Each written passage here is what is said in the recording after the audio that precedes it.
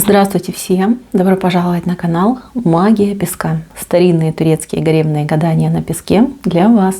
Мои дорогие зрители, гости канала, огромное вам спасибо за ваши лайки, за ваши хорошие, добрые комментарии, за вашу подписку и за ваши донаты. Земной вам поклон.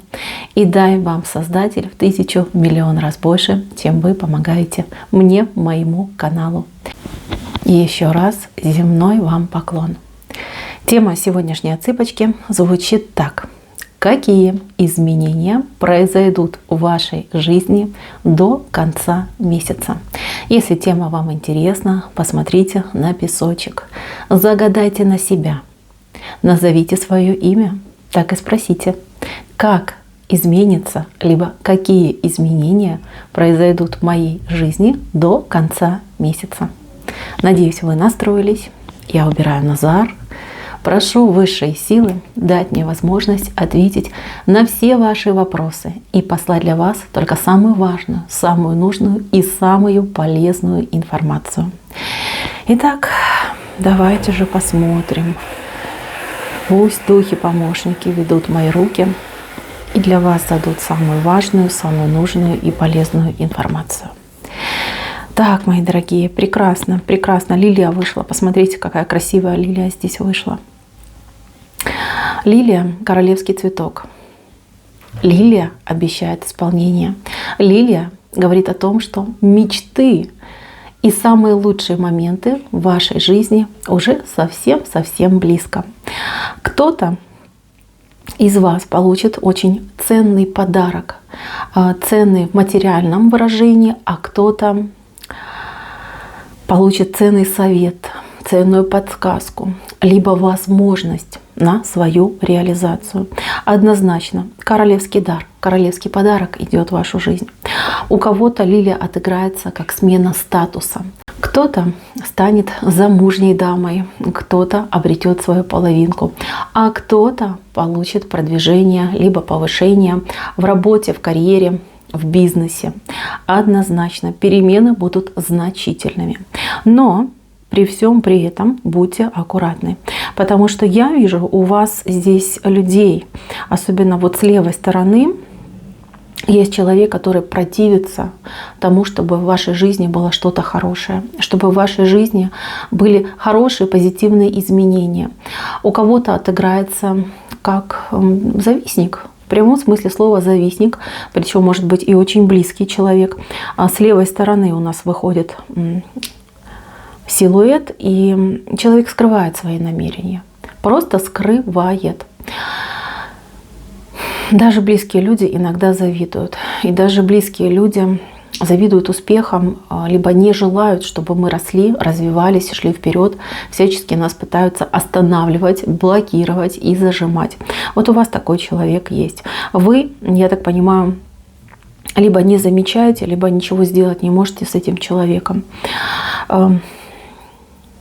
Видите, как он дергает с одной стороны, да, за вашу лилию, пытается на себя перетянуть, либо забрать у вас вашу возможность. Будьте аккуратны. И знаете, иногда нужно за себя побороться, нужно иногда себя отстоять. То, что ваше, должно быть вашим. Если вы желаете по доброй воле от сердца делиться, это один момент.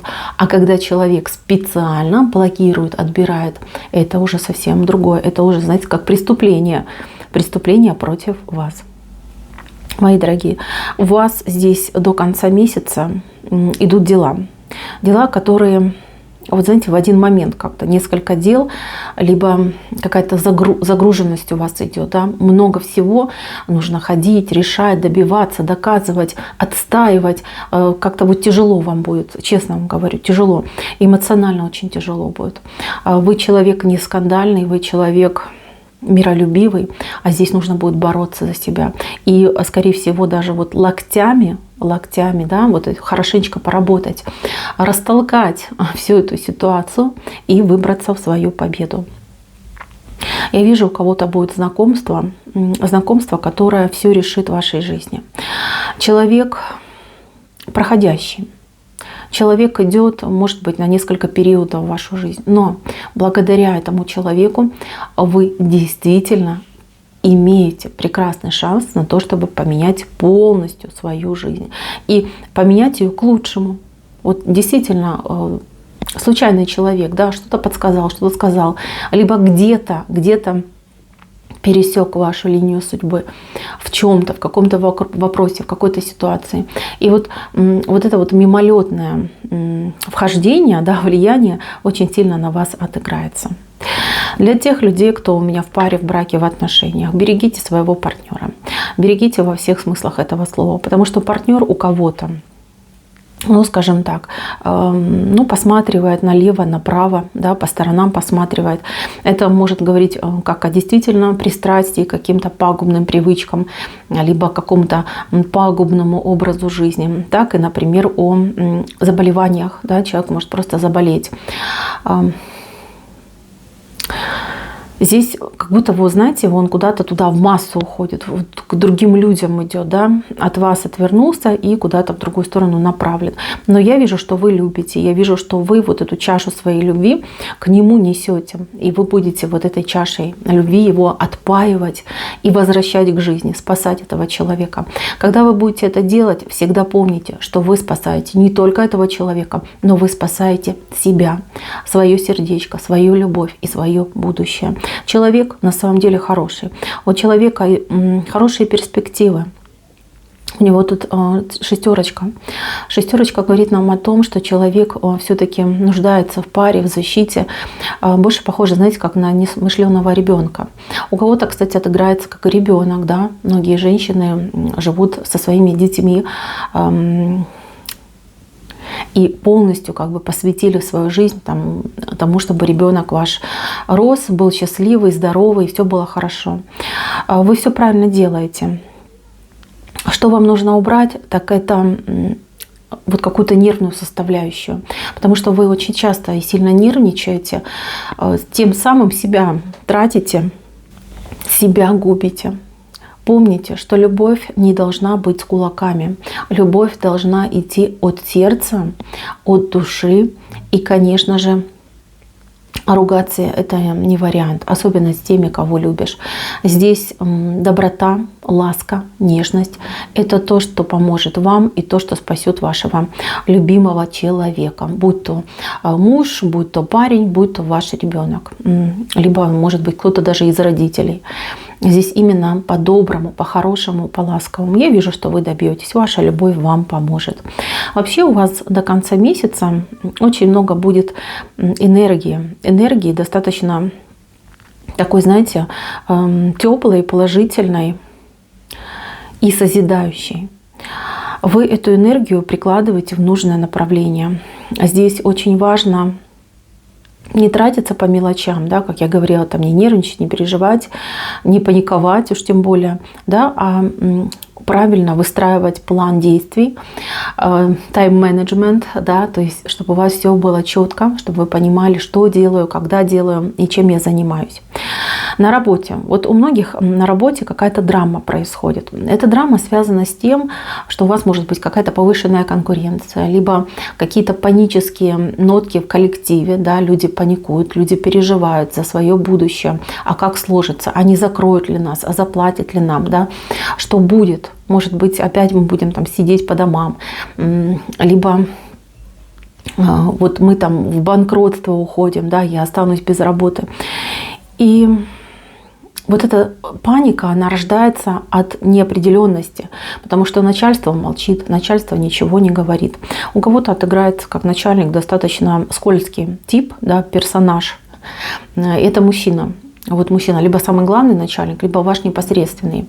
Мужчина думает лишь только за себя, за свою выгоду, за свое удовольствие. И я вижу, что у вас будет стычка с этим человеком, причем очень яркая. И если вы будете вот именно не слезами там и криками, упреками, а аргументами бить этого человека, то вы сможете выйти в победителя, вы сможете отстоять себя, свою позицию и получить то, что вам нужно.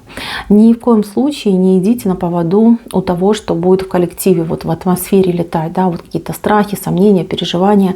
Не бойтесь за себя постоять. Вот серьезно вам говорю. И опять же таки, да, не паникой, не истерикой, а догмами, такими вот прям, знаете, хлесткими словами, которые бы били точно в цель. Вы умеете это делать, у вас есть к этому большая способность, но эмоции вам вредят по жизни. С этим нужно, конечно, немножечко поработать. Так, у вас я вижу хорошие новости. Новости касаются, может быть, родственников, семьи, каких-то друзей, близких людей, соседей, опять же таки, да, люди, которые к вам хорошо относятся, которых вы любите. Очень хорошие новости вы получите. Возможно, кто-то даже получит очень хороший подарок от родственников, либо от близких людей, знакомых.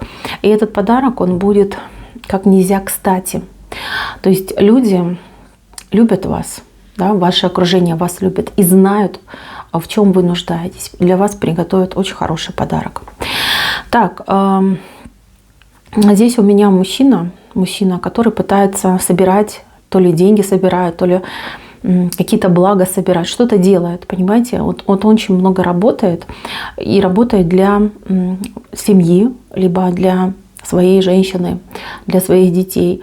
Мужчина очень трудолюбивый, мужчина очень старательный, очень аккуратный, но мужчина совершенно не отдыхает, либо так сильно устает, что ищет отдыха, да, расслабления в каких-то вредных вещах, будь то алкоголь, будь то, я не знаю, никотин, будь то, может быть, даже какие-то игры азартные. Если вы этот мужчина, либо это ваш муж, я описала, пожалуйста, этому человеку нужен другой выход, да, выход, вернее, вот этих негативных эмоций и другой источник для того, чтобы пополнять свою энергетику. Я бы здесь очень рекомендовала вам завести домашнее животное. Даже если ваш мужчина, либо вы, мужчина, смотрите меня, вы не любите домашних животных, либо считаете, что у вас нет на это времени, вот кого угодно. Хоть там собачку, хоть рыбку аквариумную, понимаете? Кого угодно. Вам нужен контакт с живым существом. И в данном случае это не человек должен быть. А здесь прям хочется сказать, да, братья наши меньшие. То есть здесь какое-то животное должно быть. Животное, либо, знаете, можно даже вот завести улитку, да, вот многие улиток заводят, либо тараканчика какого-нибудь, да, ящерицу, может быть, даже какую-то, кого угодно. Вот подумайте об этом. Результат будет просто превосходный. Еще момент, связанный, опять же таки, с какими-то встречами, знакомствами, общением.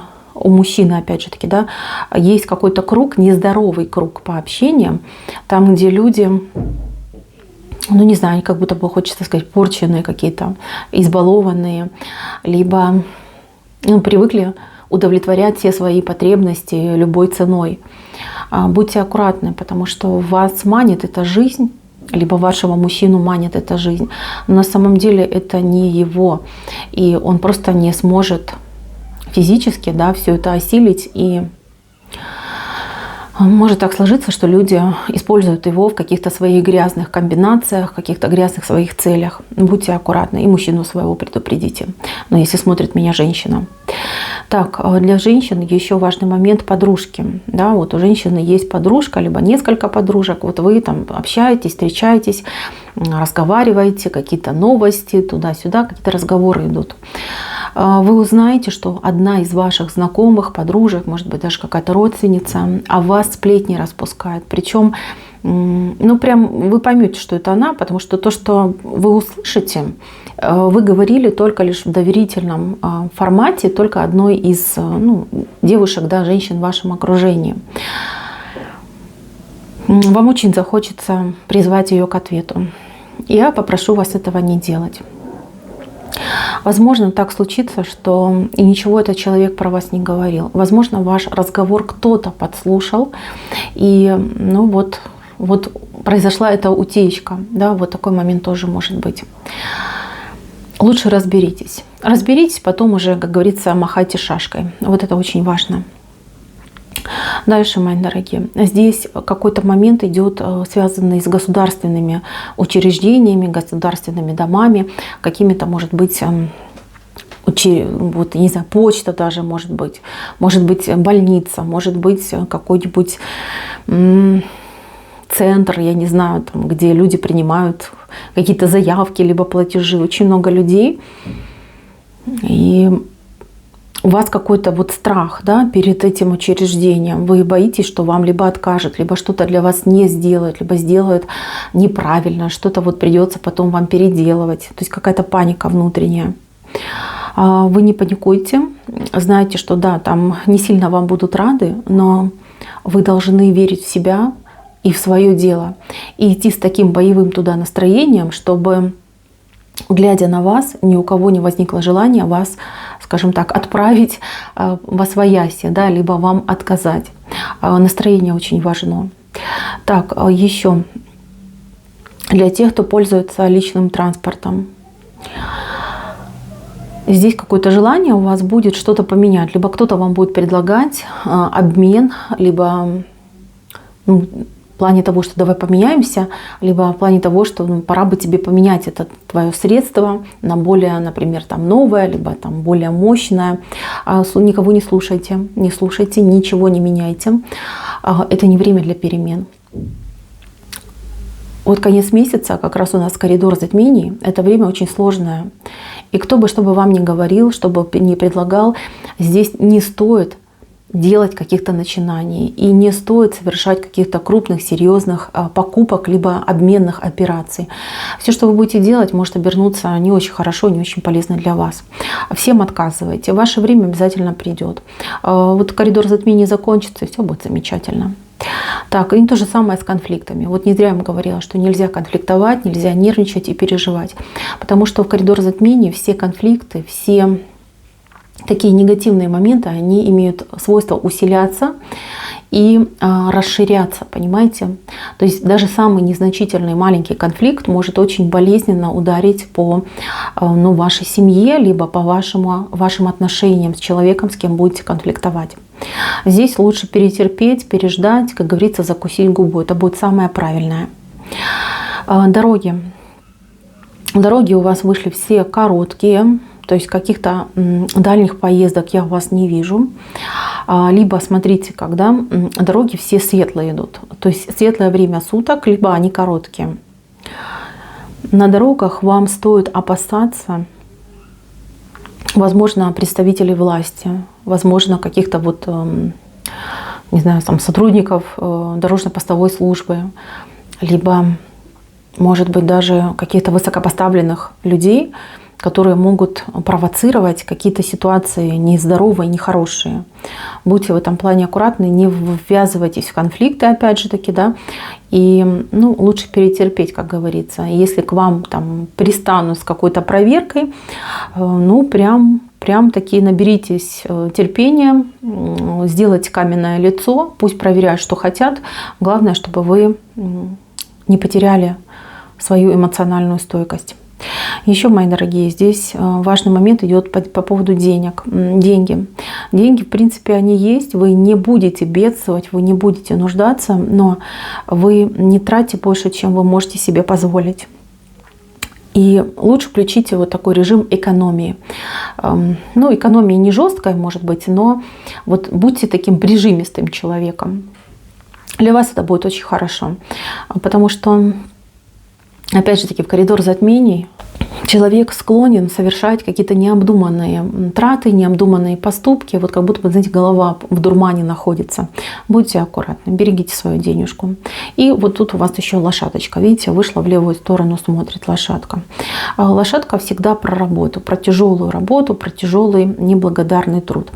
Вот понятно, что от работы никуда не денешься. И если вы должны, то вы делаете. Но пожалейте себя. Постарайтесь пожалеть себя. И вот не надо выкладываться там на все 1000, там, 1 000 000%. Не стоит этого делать.